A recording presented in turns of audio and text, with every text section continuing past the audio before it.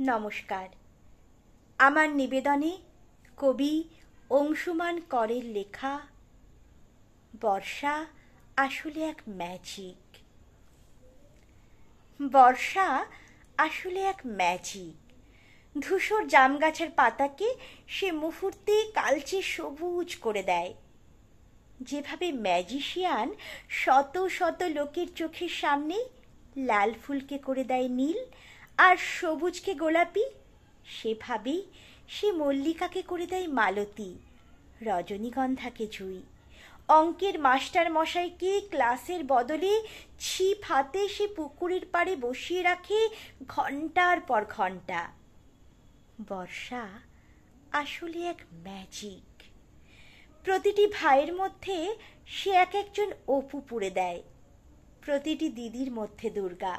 সূর্যের মতো অমন তাকতলা এক জোয়ানকে সে এক প্যাঁচেই পেরে ফেলে। শান্তশিষ্ট বাতাসকে সে হঠাৎ বানিয়ে দেয় খ্যাপাটে ঝড়, লাজুক ছোড়াকে দুরন্ত ঝর্ণা।